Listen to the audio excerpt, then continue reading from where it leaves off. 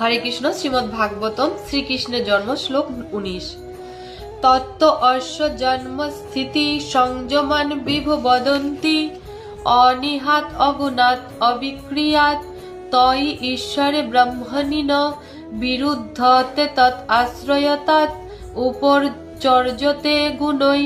অনুবাদ: হে ভগবান, বেদজ্ঞ পণ্ডিতেরা বলেন যে নিষ্ক্রিয়, নির্গুণ এবং নির্বিকার আপনার দ্বারাই জগতের সৃষ্টি, পালন এবং সংহার কার্য হয়। পরব্রহ্ম স্বরূপ আপনাতে কোনো বিরোধ নেই। যেহেতু জড়া প্রকৃতির 3 গুণ সত্য, রজ এবং তম আপনার নিয়ন্ত্রণাধীন, তাই সবকিছু আপনা হতেই সম্পাদিত হয়।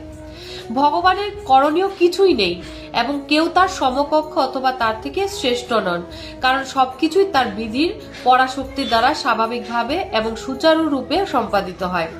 প্রভু যখন এক স্থানে বসে থাকেন, তখন তার ভৃত্যরা বিভিন্ন কাজ সম্পাদন করে এবং ভৃত্যরা যা কিছুই করে তা কিন্তু প্রভুর জন্যই করে, প্রভুর কাজই করে।